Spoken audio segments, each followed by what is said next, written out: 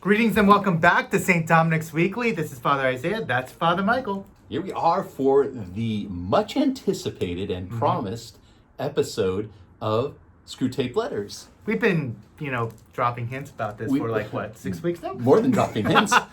we've been promising this for a little while.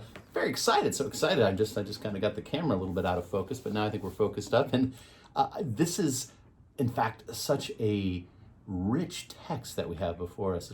As I began to reread it, it's the first time I've reread it fully, cover to cover, since I think I first read it, or maybe it's been several years for sure. Mm-hmm. I've dipped back into particular chapters and themes, of course. but I don't know. Once, do you remember the first time you read Screwtape Letters? High school. High school, really? Yeah, Okay. I went to a public high school, and I didn't realize until years later, but my English teacher at the time, he was a pretty devout Christian, so he allowed us to read a lot of GK, a lot of C.S. Lewis. It was great. So it was Nice. And yeah, it was junior high school. Thank you. Yeah. Very good. So yeah, and it wasn't until a little bit later on in college that I read this, but just there was so much.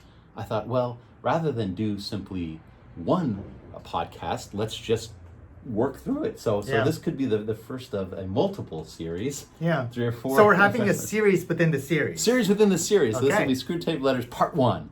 Yes. Part 1. And as long as we're kind of starting it out, just to give a little context of when it was written, of course, who C.S. Lewis is. So just Buddy 1 minute. Clyde. Clyde Staples. Just maybe give a minute bio or information of him. His friends knew him as Jack, Yeah. which made me think, and that came up earlier, and I was thinking, we should name this segment, You Don't Know Jack. Okay. I mean, nothing. Well, I thought that was, I thought that had a little pop to it. No, you're not. You're not fine. All right. No, it's just that the old guy that I am, I'm thinking about that old school video game. You don't know Jack. You don't know. Myself. Oh, there's a video game. Yeah. Oh, I don't know that. It's a trivia kind of bar game kind of thing. Oh, game show. I got you. Yeah. Okay, game show. Yeah. Nice. You don't know Jack. Okay. Well, that's you don't know. So here's something. Yeah. Did you know? No. Did you know? Thanks for playing along. Did you know that Jack Lewis is Irish? Really? Yeah. See, oh, good. I'm glad you read that. That's a real surprise right there. He was born in Northern Ireland. He's not British. He's Irish. Really? Yes. Okay. Oh, nice. All right. Nice victory. Okay. Okay, I have there to we go. read this biography again. Okay, yeah. First episode, he's from Northern Ireland. Yeah, exactly. He's Irish. And So he's one of your people, no wonder. Yes. Victory. You don't know Jack. Ding. I don't. Okay, so we have a sound effect, ding, every time. Yeah. Like I learned something new. Okay, so the other part of the biography that always is that certainly lots of his apologetic work comes from a place of real theological, philosophical reflection, and he was raised in a Christian home. Yeah. He actually falls away from any kind of faith, right? He was kind of he declared himself an atheist for a very long time. Absolutely. So he was raised in the Irish Christian, which is interesting. He's not. I don't think we associate him as Irish because he wasn't Catholic. Yeah. And was the kind of the Anglican form of Catholic of Irish, very small kind of grouping of kind of Irish Anglicans. Right. But he fell away very quickly from that in his youth, and only comes back gradually to the faith through reading through arguments. We'll see very much Screwtape Letters might be seen as autobiographical in a way. Yeah, I can see why you say that. Yeah. So that kind of gives you. Now, of course, he's born at the turn of the century, 1898, I believe, and he has then this sense of real struggle with the faith in his early life. But connects with, and this once again plays a part in Screwtape Letters about friendship and the need for friendship. He connects with this group of thinkers, writers, poets, the Inklings. Inklings. Tell me a little bit about. Do you know much about do you have an inkling about the Inklings? A little bit of an inkling about the Inklings. I mean, the two most famous members, of course, is C.S. Lewis and J.R.R. Tolkien, of course. Yeah. And they the place where they would share their plans and all that stuff was only not even 20, 30 yards away from Blackfriars, or our house of studies in Oxford. Now, you've been to Blackfriars. Yeah. So did you go down to the Inklings bar? You had to make pilgrimage, right? Nice. I'm glad. So tell me, so I've never been there. So give me the 30. Yeah, give me the 30 second visual. What's the name of the inn or the tavern? It's called the Eagle and Boy. The Eagle and Boyd. Yeah. Okay. And Boy, and B-O-Y. Okay. And you enter in, and the moment you enter in, there is a bench where it has a nice little plaque on the side that actually says this is where the Inklings would sit for their pints, and they would actually name all the Inklings that came over time. Nice. So, and of course, there was a brief stint where they actually were kicked out of the Eagle and Boy for a reason I never really got to. Probably. I mean, I would have to ask actually some of the viewers for a little more unpacking of that, where they actually went to a bar across the street. And then they were invited back to Eagle and Boy after that. So interesting. Yeah. And then they come in pints. That's the joke from Lord of the Rings. You remember the two little? Now I do. Yeah. All these pints? British jokes, aren't we? They come in pints. Yeah, okay. Pints. Anyway, so part of that group and that sense of friendship too certainly solidified his fate. Charles Williams, Owen Barfield, others, part of that group, and from that then came this real wealth of literature, amongst which Screwtape Letters is one of them. So right off the beginning, during the first page of Screwtape Letters, you say this is dedicated to J.R.R. Tolkien, and you're like, oh wow, so exactly. So already I don't know this for a fact at all, but I wonder if the content itself, the fact that Screwtape Letters is a book about the strategies of Satan, he might have been also certainly affectionately dedicating it to him in terms of having his help and insight, but also a little bit of an irony there as well. Right. And of course, J.R.R. Tolkien, I would actually say that he actually wanted his buddy Jack to actually become a Catholic. So he never really felt they completed the journey. That's right. That's right. So it might have been a little bit of a friendly nudge, ironic nudge to him as well. That he's very, as we'll see, C.S. Lewis, very willing to hoist himself on his own little petard himself a little bit in terms of giving himself a little dig.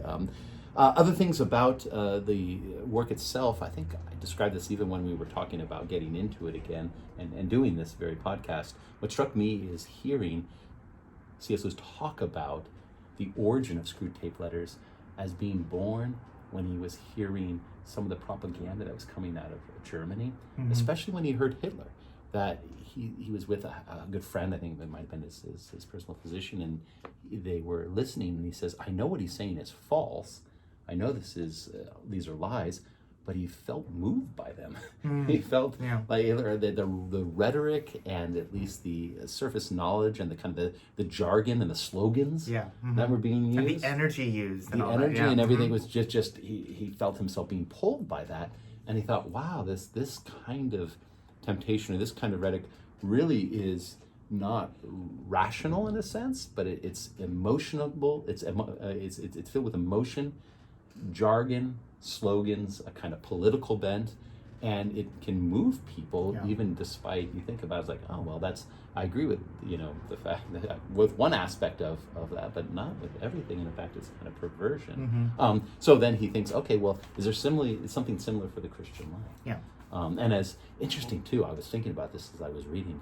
The Screwtape Letters, of course, are, and we'll kind of get to what they are, but it's interesting to know that they come from this great introspection of how evil can move us, and the very project of saying that there are malevolent forces, the devil, demons, forces of darkness, that intend our tripping and falling, intend our evil for us, bad wishing for us, is something that is perhaps even lost in the kind of modern day sense of apologetic and theology and discussion. There's something quite, I think, compelling about it, engaging, but something that you don't find often in Christian literature. I think, from my perspective, there's a way in which there's a modern sensibility of Christianity that all you do is profess Jesus Christ is Lord. It's just you profess with your lips, you believe in your heart, you kind of, faith is an emotional kind of thing, and once saved, always saved. But here's a Christian, this is very much turn of the century. He's a turn of the century Christian, not a Catholic, a Christian, who says we need to develop a kind of strategy against Satan. In other words, Satan is strategizing against us. We have to be armed. We have to, once saved, always saved? Absolutely not. There's nothing in Scripture about that. Those who say, Lord, Lord, Jesus says, he said, Lord, Lord. That doesn't guarantee anything. Right? So anyway, just the idea of a kind of work or spiritual insight that there are forces that mean our harm, that want nothing but evil for us.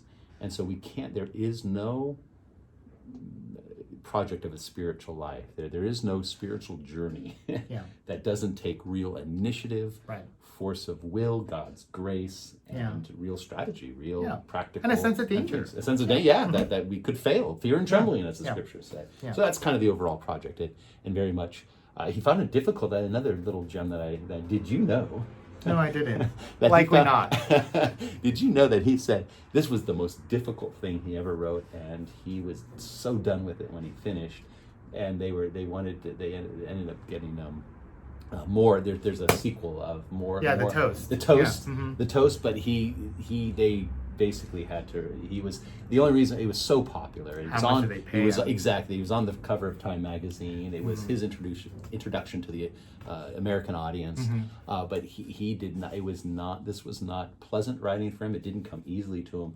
And these 31 letters just took blood, sweat, and tears. It's not that long. Yeah. But it took him quite a time to write, and he was writing these out. And the only reason why I think he got it done is because he had deadlines. These were first published in the Guardian, the ecclesial kind of journal, kind of a newspaper kind of thing, for in England there. And so it was Church of England, and so he very much had it like, okay, when's your next deadline? Newspapers have deadlines. So the only reason he got him done is because he had a boss. Yeah, if this was just a free form work, it's unlikely he would have.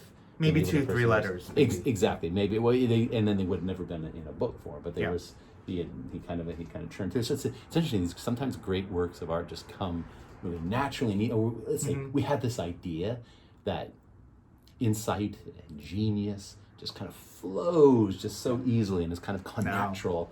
And yet here's something. And this goes for lots of works of art, but or even for preaching. I know for preaching, there's a way in which there can be inspiration, there can be a sense of talent, there can be a sense of giftedness, of charism, but very rarely do those things come together without hard work and without blood, sweat, and tears. The desk, the wood of the desk, and not the wood of the cross, but the wood of the desk. Right, exactly. So I thought those were interesting. There's another "Did you know" segment as we get into that he really found these very as easy as they are to read, and you can breeze through each. If you've read these, they're very approachable, easy. You can pick up, read a letter. Easy reading. Very difficult for him to write. Very difficult for him to put together. Just really did not. Whereas in opposition to some of the fantasy stuff that he did, Narnia and the Space Trilogy, and all that, it's just right next to it. Yeah, not that was easy to write, but he there was a flow there that he found enjoyable. That was actually enjoyable writing. Yeah. Did not find this to be enjoyable writing, which is interesting. Well, it makes sense considering the topic. That's true. Talking about the devil as opposed to talking about Christ. So let's do that. So let's get into it. So Screwtape Letters published in book form in 42, as I mentioned before, published in a series of letters, literally in the Guardian from May to November of 1941. Instantly popular. People loved them, especially in the United States. Kind of awakened or kind of introduced him to the American culture, as I said, Time magazine and all the rest. Interesting, though, that he also said that even though he has the foreword that says this is not good advice, like this is coming from the conceit is to have the devil basically writing this, mid-level devil writing this. He said on first printing he got many letters to the editor from clergymen canceling their subscription to the Guardian because they were giving such terrible spiritual advice. They didn't read the foreword. No. So I laugh only because in comments and in social media things, there's always a few that just don't get it. And it made me chuckle when I heard that literally people cancel their subscriptions thinking that they did not see the irony, didn't get the project. It's so good and so ironic. Yeah, exactly. That they thought it was serious. They thought it was serious, and this is terrible advice. It's almost like they said it's almost as if this advice is diabolical. Yeah. which is the point.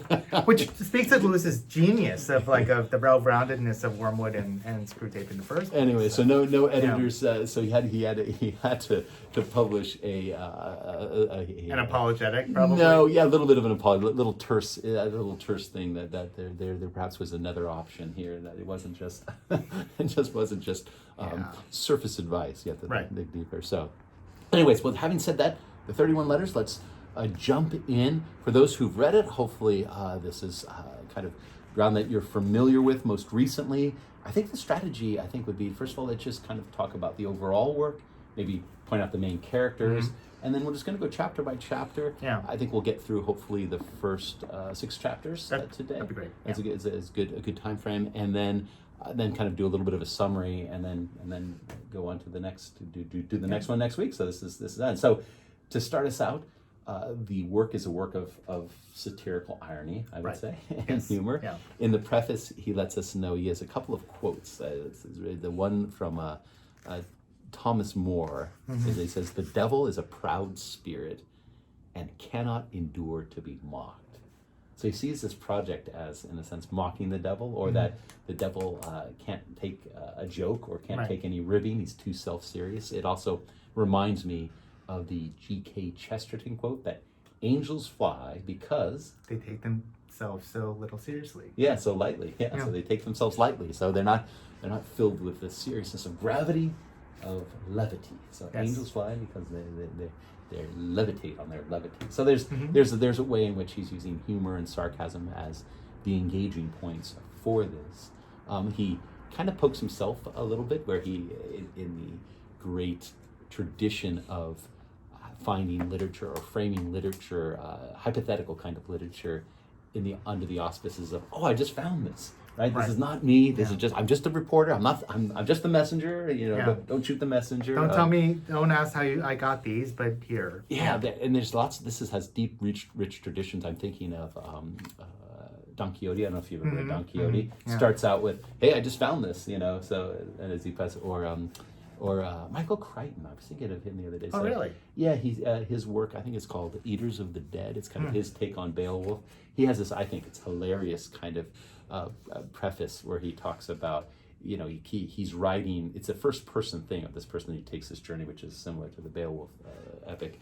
And he writes as if he finds these lost archives, but then starts to critique the person who originally wrote it, and then starts critiquing the footnotes and stuff like that. So it's this kind of meta. So it's very much a kind of response to those who Michael Crichton, of course, not a novelist by first profession, but so he's basically, for those who were criticizing him for going to a kind of popular genre. He's a Jurassic Park guy and all this. Those who were criticizing him being too popular, not studious enough, and not researched enough. He has this real satirical thing where he begins to kind of totally kind of mock the kind of the nits and the pits of research and things like that, as if he hadn't researched it, but doing that, kind of poking fun at himself in the same way as that. So that's one of my favorite. It's very fourth wall. I might have been amongst the handful of people who was laughing out loud in an epic story Beowulf prologue. But it was when he starts nitpicking on the professors that are all about the footnotes. It was hilarious. Anyway, he has a similar thing here where he just says, basically, he starts out by saying, "I have no intention of telling you how I got these letters, but they fell into my hands," which means that there's no doubt the implication is there's some demon that's been at work on him and kind of left their notes at his place by absence or something like that, or that he traffics in well-worn roads where the devil might travel. Right. So it's just kind of. So I like that little. So it starts out with a little poking at himself. Right. Before he looks at the devil, he just says, "I found this," and it's like, "How did you find?" The natural implication is, "How did you come across diabolical letters?" Well, I was in a place where that might have been mislaid. Anyway, so the first thing is he takes himself a little bit lightly on that, but he also then says something very serious about evil itself, and this is a theme that runs throughout all of the letters. Is that he says the way to go wrong is to be extreme.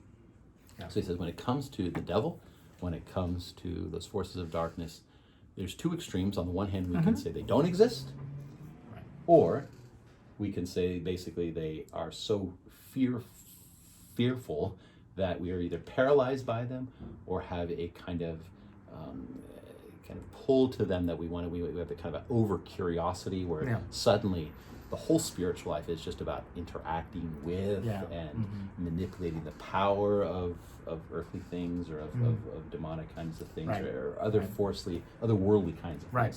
So kind of unnatural attraction to the otherworldly. He says, no, we have to put things in the right place, and that's what he's hoping to do by this reflection, to show, in a sense, how ordinary we interact with angelic, both spirits, either for good or for evil, how ordinary that exchange is. And so they exist, but there's nothing fanciful about them, even though the story is a kind of fantasy. Where would you put this as a genre, do you think? It's kind of satire, kind of irony. Satire, I mean, that's the only, I mean, other words that come to mind are like irony and those kind of words. I mean, not apologetics, not by... It's not straightforward. The category, see what you think about this. Hypothetical imaginings. Okay. That's my genre. That's what I'm calling it. Because it's those are two GRE words right there. Yeah. Good job. Ding. Did you know? Hypothetical imaginings. Yeah, because he engages your imagination. Even with the perspective is told from this. You've got characters. Just go through the characters. Where you've got Screwtape. He's the eye. Right. And he's the kind of mid-level bureaucratic demon. Yeah.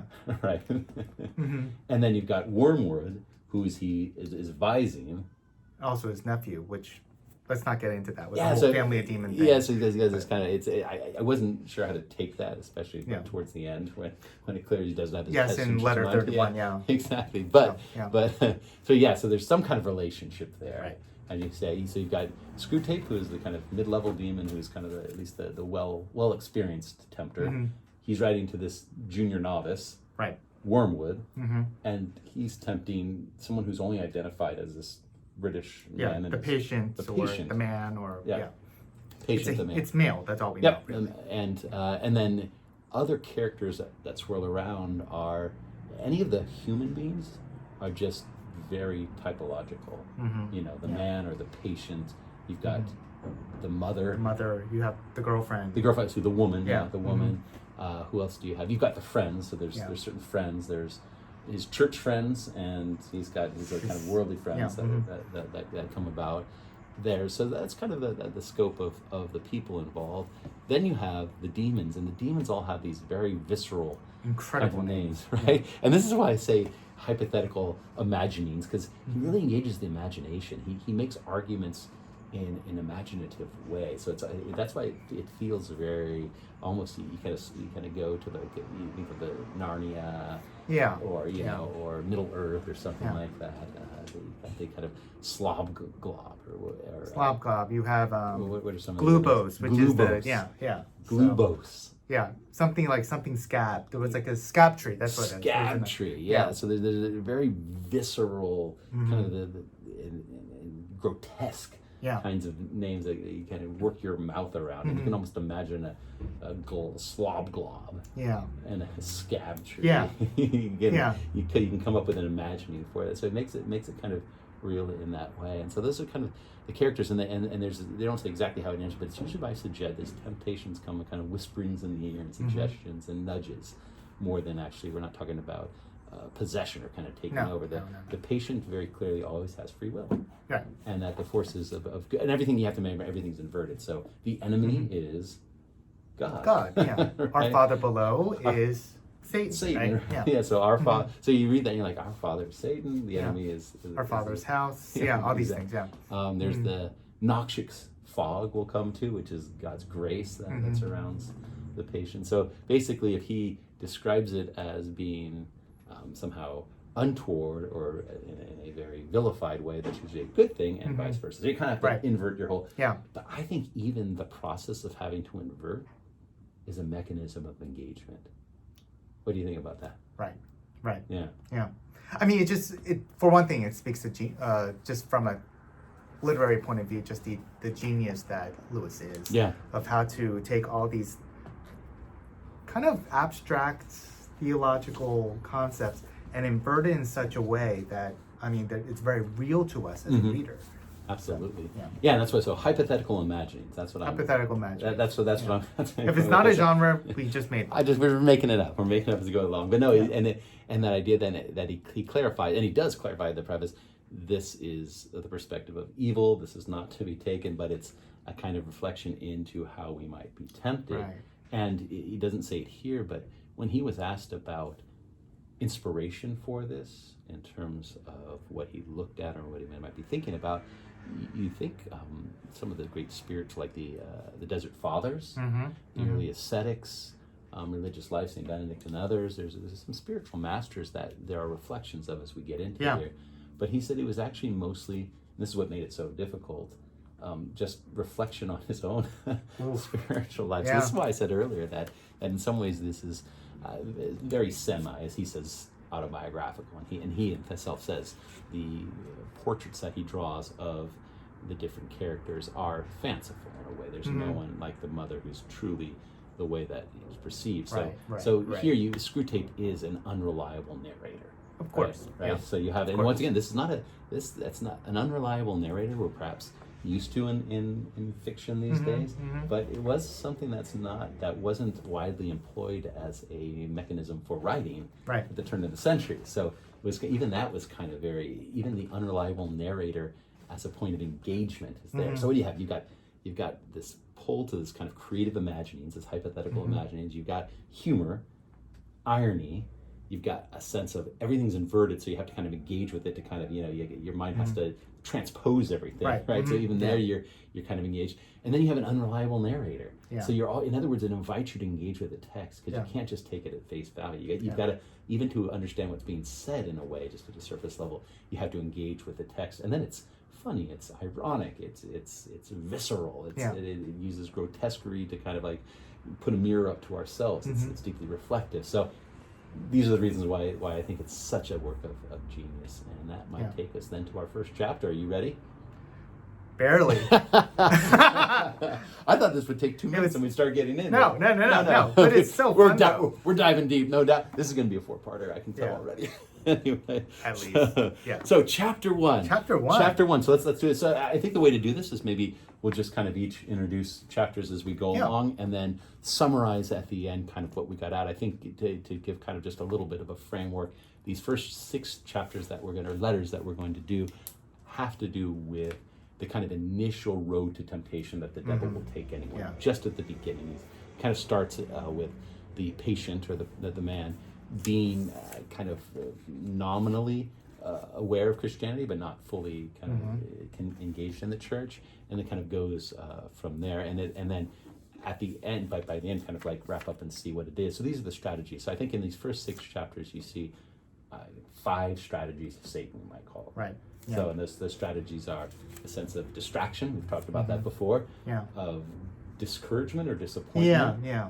A sense of weaponizing family, yeah. as a temptation, a sense of fear and dwelling on that fear, and then attacking prayer, especially through the emotional life. So these are kind of ways. So the distraction, discouragement, poisoning family relationships, focusing on fears, and then also this is maybe this is in the 5th letter, the way in which suffering can cut both ways. The two-edged sword of suffering. The two-edged sword of suffering. Okay. That's the strategy that Satan tries to wield in that way. So that's our roadmap for today. Let's launch into chapter 1, which is what I think is the whole origin for these podcasts. Because when I got back into it, I thought, oh yeah, I love this. He starts by saying basically that the road to hell is paved by the ordinary. Yeah. The choices we make towards simply not being able to be disciplined, not being able to focus. We talked about it before, and if you're interested in more the unpacking of distraction, we have a whole podcast we did last week, the fix it episode. But so we'll kind of naturally go a little more quickly here. But the idea that distraction can keep us from what's most important, and here he particularly points out, he kind of throws things kind of upside down, because he said the one thing, Screwtape says, the one thing to warn with that you don't want the patient to consider is anything scientific. Yeah. Any kind of reasoning process. Yeah. The last thing you want to do is actually have him learn and be taught and to engage his free will and his intellect to change for what we would say for the better. He says, keep him from studying. Yeah. Now, as a Dominican, you hear that and you're like, Pardon me. yeah, no, but if you're like inverting that, you're like, exactly. Yeah. Like the spiritual life begins with study. Yeah. Because study keeps us focused and gives us a sense of reflection and articulation and definition. It kind of helps us to put things in perspective. It always gives perspective. Yeah.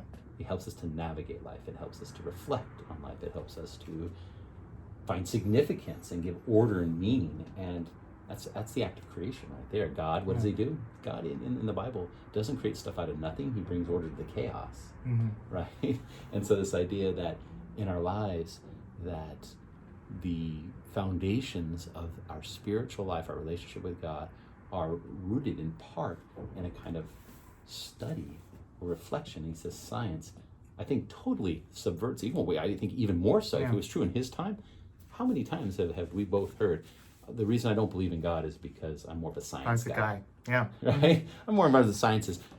And C.S. Lewis' response is that if you were really in the sciences, you know that there is a God. That would lead you to God, right? Exactly, yeah. And so he gets on later on about how science, modern contemporary science, is usually so much focused on just how to practically do something rather on how the why behind it. Yeah, the mystery of how it happened. Just about pure function, utilitarian, pure utilitarian. Science is basically a tool, but to the extent that science reflects on the mechanisms by which that tool is used, that he talks about, in fact, he says, try to get him to think about economics or social things. Don't have him think about the atomic theory. We talked about atomic theory, now he's gotten thinking of invisible forces. He's thinking about things that are perhaps not easily seen, touched, and interacted with. Well, now he says, now you're halfway to, there could be a force that goes beyond this. Well, why is there something rather than nothing? Already you got him thinking. He says, better to, and he gives the example, Screwtape gives the example of when he was tempting someone and he was in the British Museum and he was an atheist and he got thinking about some deeper questions of life, and he said, if I would have in that moment said, don't think about these things, that would have caused him to say, yes, I really need to think about things. It was this kind of reverse psychology where he implants the temptation, this is so important that I couldn't possibly do it on an empty stomach. Exactly. Yeah. Let me get some lunch first. Yes. And I can think about it more fully. That's right. I'm a Mike Peckish. Yeah. And it's fantastic. I mean, Yeah, and he says, and so then he goes out the door, and then he sees the bus, and then he sees the newspaper. And this is real life. Yeah, and then is the distraction. And then all of a sudden he's distracted, and he sees the larger questions of life are just kind of like left back in the library kind of thing. Yeah. So it really is kind of that the road to hell is paved with distraction, and particularly distraction from study. If we're not studying, we can't really make serious progress in our spiritual life. And so if you're joining with us for this Screwtape Letters and doing a little study, a little reflection, you're on the right road. Yeah. Number two, so that's kind of the origins of one. And just to maybe just say one final thing about that, it's just that idea that the road to hell is paved with ordinariness. And to flip that around, though, too, heaven has its own kind of ordinariness, which he's going to talk about. But it's just those things that I don't know if you've heard this ever. That when it comes to discipline and the virtues that we need, you'll never regret saying no to instant gratification. Right. Like you always, even if it's tough in that moment, later on you're like, oh yeah, I feel good about that decision. And once you give in to instant gratification, it's hard to take back. Right. Right? Yeah. And you have to just kind of, whereas if you just wait, you can always say yes to it. But if you wait, sometimes it goes away. Like you're like, I want that second piece of cake or something. Like if you say no to it, well, maybe in 5 minutes you've forgotten totally about that second piece of chocolate cake. So anyway, the ordinariness, the banality of temptation is what comes through in that first letter, that first chapter, which leads us to chapter 2. Take us away from disappointment. Well, so the second letter really has to deal with that. I mean, according to the plot, though, Wormwood has allowed our patient to become a Christian at his uncle's severe disappointment. Severe disappointment. But and then he goes turning. He's like, okay, this is what we can do with this mess. You will get punished, but this is what you have to do with this mess. Yeah. And allowing us to glimpse into how the demonic would see the church. Yeah. Right. So I mean, so there's this first section saying like, don't allow him to see the church from how we would see it, of this institution that's laid down in eternity, and all these really strangely beautiful images. Yeah. But rather allow him to focus on the ordinary believers that are around you, and focus on their overt humanity. That like, this person always has bad breath, or that person's always late the service, or that thing. Like, make him focus on the too human part of the church. Yes. And then by being disappointed about how ordinary the church can be, maybe he can fall away to the wayside. Exactly. It's interesting. He gives the example of romanticizing. He says keep the patient's Christian. Okay, nothing we can do about that. But let's keep him at a romantic level, so to speak, or at least at a fanciful level, which doesn't exist, to see the church in these kind of like terms of just like, you know, the bride of Christ, the body of Christ, that kind of thing. And then when he comes and experiences, you know, the organs a little off key, the children in the pew in front of you are misbehaving, and the parents don't know how to rightly, you know, discipline their children. Can't really hear the lector. The homily is long and boring. Like, and then it's just like, well, this isn't the body of Christ. This isn't the bride. This isn't the heavenly. You know, this is what we believe, that heaven comes to earth at the liturgy, right? This doesn't feel like that. Just doesn't look like it. It's so ordinary. It can't possibly be true. Yeah. Right. So it's a temptation of discouragement, disappointment. I call this kind of the retreat effect, where like you go on retreat, sometimes, and you just are fired up, and you're like on this I'll put it this way: the emotional connectivity with our faith is totally synced. So we're on a high, whereas as far as we can tell, in the fullness of God's grace, everything is making sense. We're feeling blessed. We're being a blessing to others. We're being confirmed in the faith. The Lord is confirming through our actions. And then you come back from retreat and kind of hit the real world, and it's like all of a sudden it takes one sharp word or disappointing moment, or you know, kind of like back and forth in the community with a brother, or and then just unpleasant moment, and you're like, all the grace that you received at that retreat to go out the window. Yeah, and I love the analogy he gives. He says it's like the young boy who loves the Greek myths, loves to hear like tales of the Odyssey. Right. But then when he comes to actually having to learn Greek to read them for himself, has no use for reading Greek, right? So we love the stories, we love the pageantry, we love what the faith gives us. Yeah. But it's very difficult to actually operate within the lived reality and the fragility of it in the ordinary. Yeah. So he says to basically to cast your patience and tempt him and to be shipwrecked on the real, the shoals of disappointment and discouragement. And once again, I have to say that how many times in our own lives where we say to ourselves, gosh, I wish I must have done something wrong. I'm not feeling blessed, or we'll get to this later, suffering, or in some ways not feeling it. Yeah. And we think somehow that's not a sign that God's not present. And no, that's just classic temptation. Yeah. Classic temptation.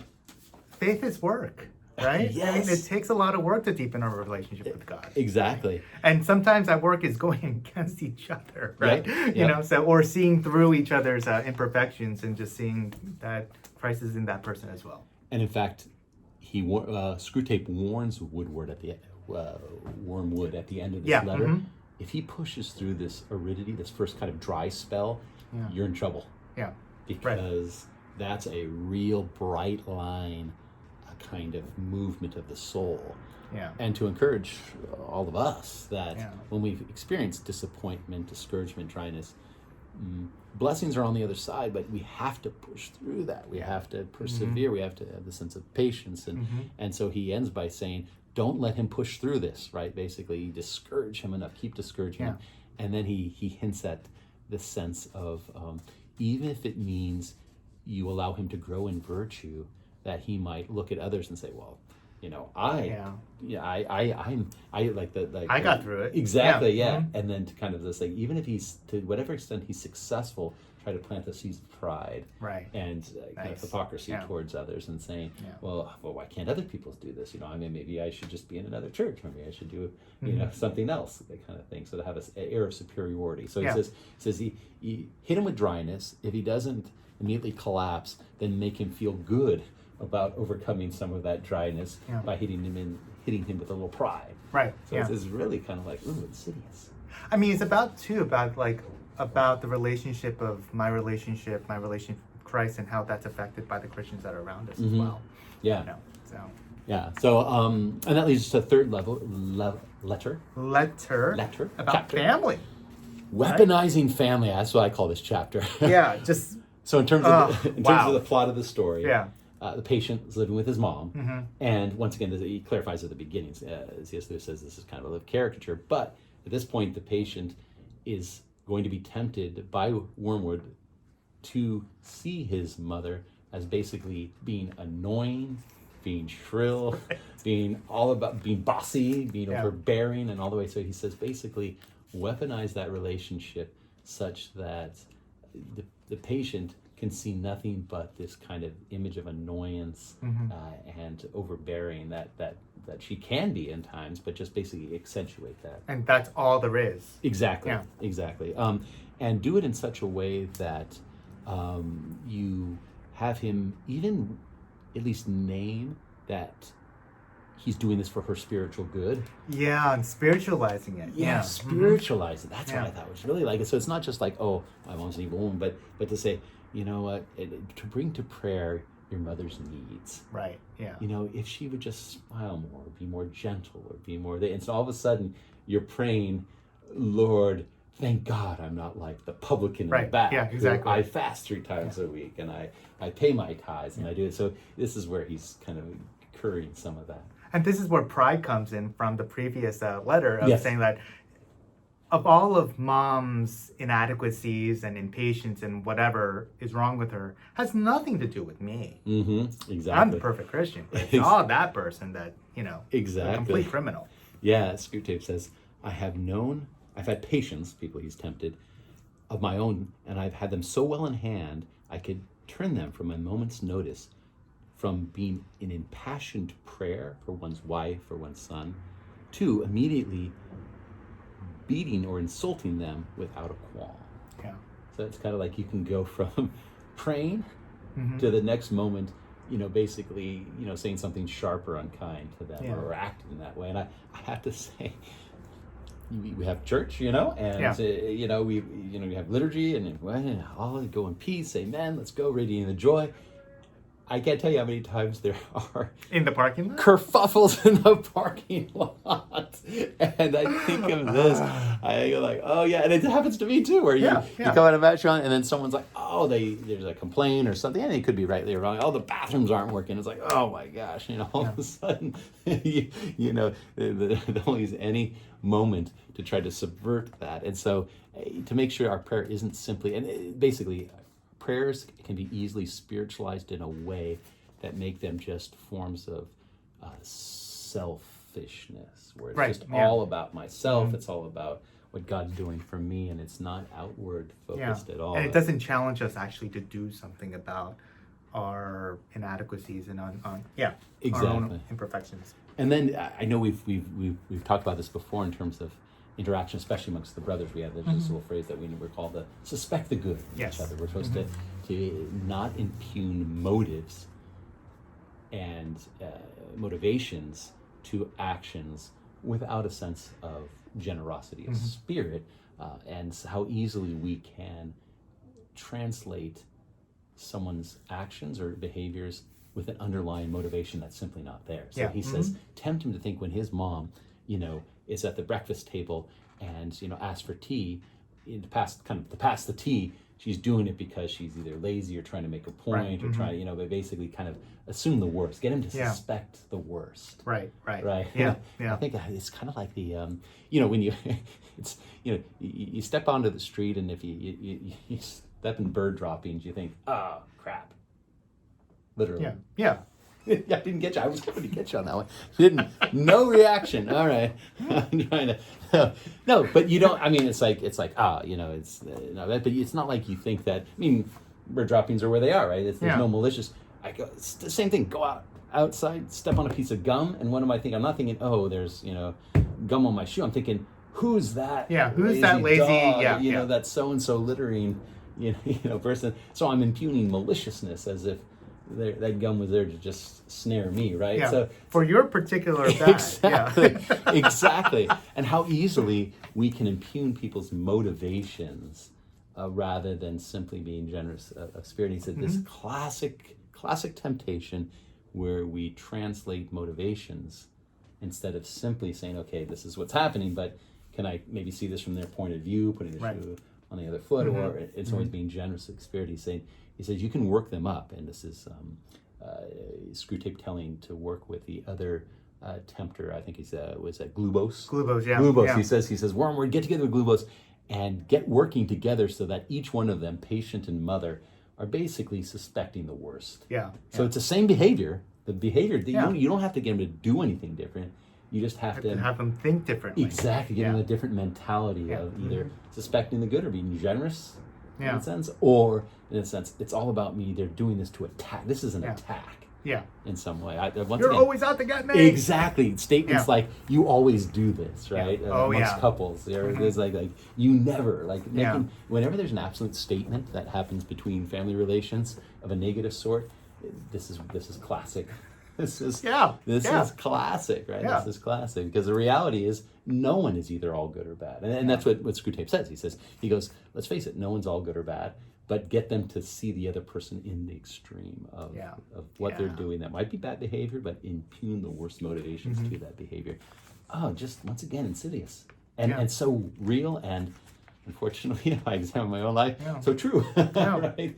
Where it's not just the action, but it's the motivation behind the action that really can get us in that way. Chapter 4. Chapter 4. What do we got here? We've got the attack on prayer here. Yeah.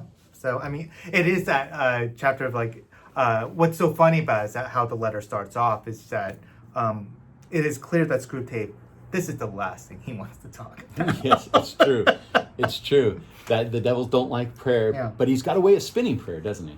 Right. So of just how to use prayer in such a way, again, to kind of continue what we were saying about the third letter, just make this completely inapplicable to my everyday life.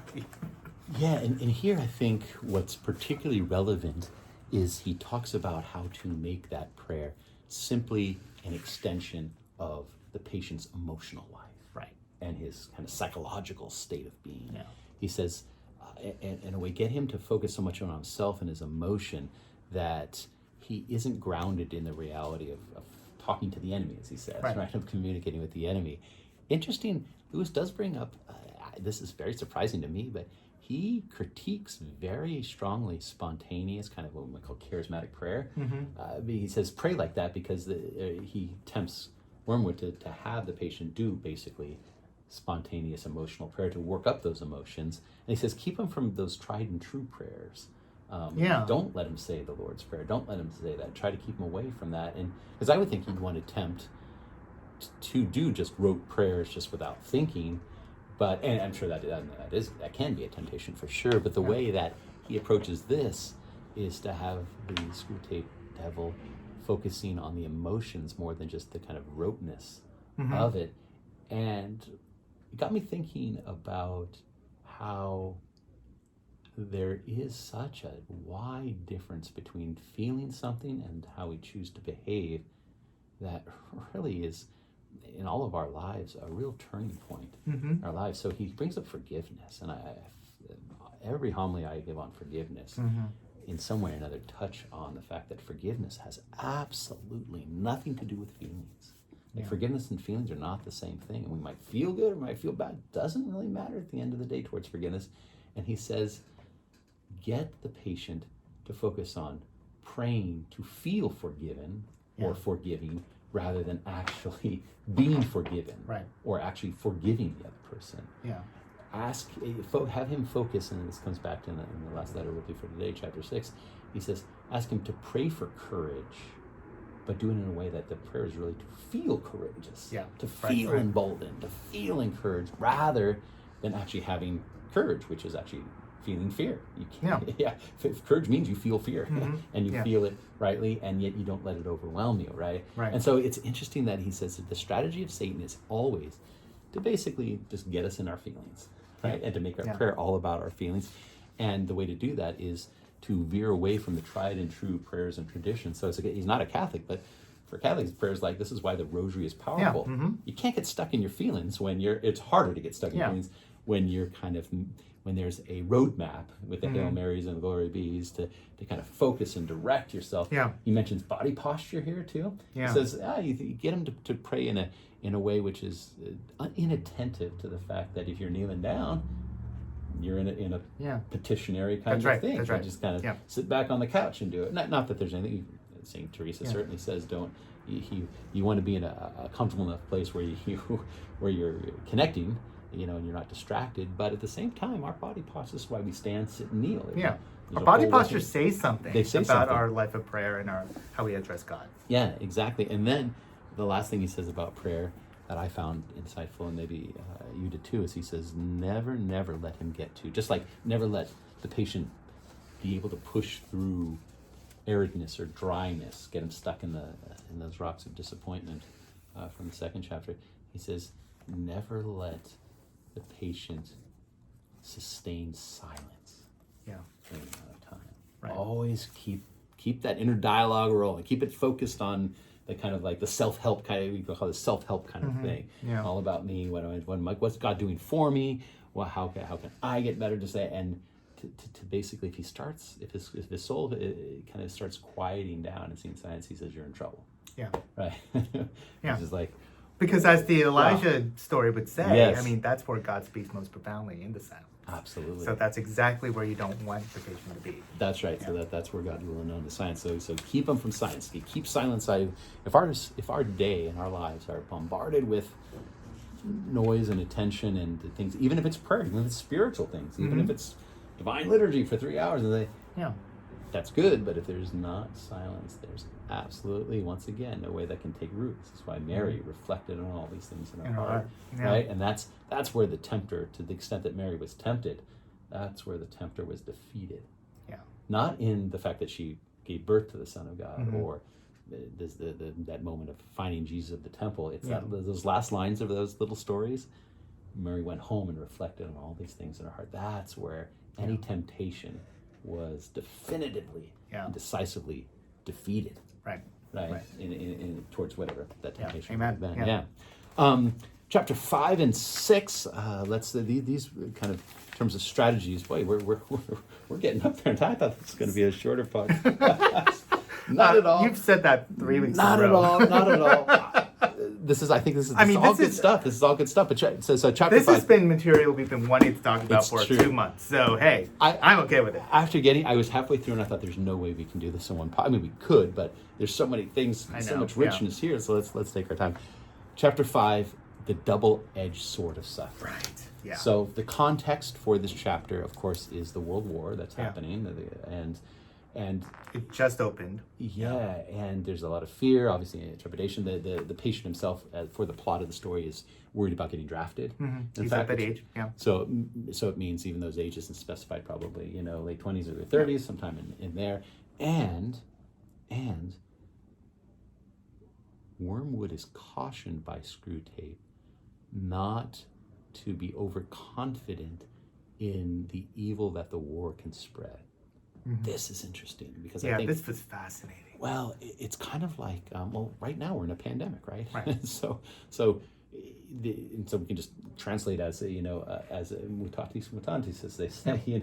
The idea that whenever there's kind of global conflict or difficulty or evil that's out there or struggle, that you might think, oh, the devil's really excited. There's chaos that's happening, and Screwtape says suffering and chaos can have a double-edged sword, because on the one hand, people can start to despair, right? There's evil, people die, there's true tragedy, and that can lead people just to kind of give up, kind of to despair in that way. And if despair is always the devil's end game. No matter what it is, any of those seven deadly sins we talk about that are discussed, and you'll get to more of those later on. The end game of all of them is Despair.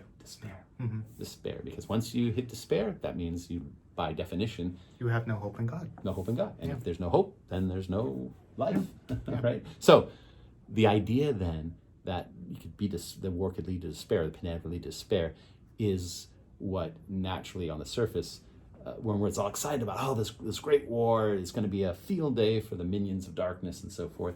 Screwtape says maybe, but caution, because periods of suffering and great tribulation and tragedy can also get people to think about what he was saying in the first letter, can think about the deeper things, can think about the life of the invisible, think about significance and perspective, and that can actually be more damaging to the project of getting people to hell than if you would just keep them, as he says, in contented worldliness. Right. That phrase really stood out to me, just like perhaps the most advantageous position for the devil to be in, or forces darkness to tempt us, is when everything's just kind of going along smoothly. Right. No bumps in the road, just kind of easy, comfortable living. That's just, and that creates the illusion of every struggle that the spiritual life truly is. And so he says to try to not get too overconfident in suffering, because suffering can actually be a real force for evil, or in this case, for good and evil. And so, and in fact says at the end that the reality is that redemption is only gained through suffering. That's why the enemy's son chose suffering, or at least accepted that suffering as the means of redemption. And so in that way, if you can keep him from suffering in such a way that it becomes redemptive, better to just keep those sufferings at a minimum. Right, exactly. Because what the suffering do is allows us to see what our priorities are. Yeah, exactly. Yeah. And so the advice is for Wormwood to keep the patient's life comfortable. Yeah. I usually don't think placid. I usually don't think of like, how's the devil tempting me? Because everything's going fine. It's just everything's kind of comfortable. Yeah. You don't think of that as temptation. You think that as like, oh, he's with me, everything's going good. The comfortability could be a temptation. Yeah. Because there's no challenge, there's no encouragement to do any changes. There's whatever. no growth. There's no growth. No pain, no gain, right? In a spiritual way. So he's like, don't give him no pain, then there's no growth. So very interesting kind of, certainly in his own time when he was writing this, a kind of encouragement to those who were perhaps on the verge of despair in his own time. So in the plot way, that certainly works literarily, but I think even as a deeper spiritual insight, that comfortability and the prosperity gospel, which of course I'm always going to be forefront of saying is insidious, is really a half truth, therefore a half lie. The idea that God blesses us, or that comfortability is the effect of God's presence, is in blessing, is just not true. That there's no pain, no gain, no redemption without suffering, no glory without the cross, no resurrection. No resurrection without the crucifixion. You cannot have Easter Sunday without Good Friday. Amen. So that's the letter, which leads us to the last chapter, or at least the last one we're going to do for today. For today, the sixth letter is all about fear. Yeah. And the plot has to do with him being drafted. I don't know if you didn't pick up on this one. Yeah, and he's of that age to be drafted, so there's a lot of fear there about whether or not about his future, and so so he ends up.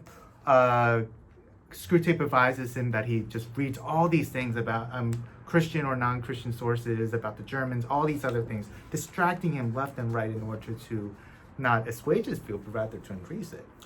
Yeah, he becomes so inundated by the news and this victory or loss, he becomes consumed by fear itself. He says, get him, as he says, he goes, fear is easier to master when the patient's mind is diverted from the thing feared to the fear itself. And so he says, inundate him with so many fearful images and stories in the newspaper and possibilities that it's just be paralyzing. In that way, he becomes fearful. I could not. When I was reading this, I was totally thinking of COVID because if you spend your days on the news, reading the internet, or watching the news about all the pandemic. I mean, we obviously have to be healthy. We have to keep up to date. That's 100%. We got to be healthy. We got to do the best practices. But if you spend, 4, 5, 6, 7 hours a day just consumed in COVID news, it's gonna be very hard to be able to get out of bed. Yeah, it's gonna be hard not to be consumed by fear, and this is exactly what he's warning against. So if you are feeling anxious or overwhelmed by COVID, chapter 6, just go right to that chapter, read that chapter, and every time it says war or battles, submit pandemic and virus, and you have exactly the same scenario. And I think you have a real insight into how that can be a temptation. And the juxtaposition is, okay, so once again, we don't go to the extreme. We're certainly up to date on what best practices are. Hopefully as a church we'll be able to open our doors publicly again soon, and have fullness of sacraments in every way. But let's not let the fear of the thing that is causing the fear consume the actual reality in a way that paralyzes us. So that's chapter 6. So what do we got there? We got to just to sum up. We've got those initial strategies of Satan. Those I think 5 strategies, where I guess 6 strategies that we went today. So that distraction, discouragement, weaponizing family. Then we had these. What was that? Prayer. Oh, prayer. Oh, yeah. Just basically kind of like inverting prayer. A sense of the two-edged sort of suffering, and of course inundating yourself with fear. So the emotional life. So gosh, that's easy. Distraction, discouragement, weaponizing family, being emotionally prayerful, or just kind of like it's all about emotions, and kind of emotionalizing our spiritual life. Right. That's what I was thinking. Emotionalizing. So weaponizing family and emotionalizing our inner life. Yeah. Right.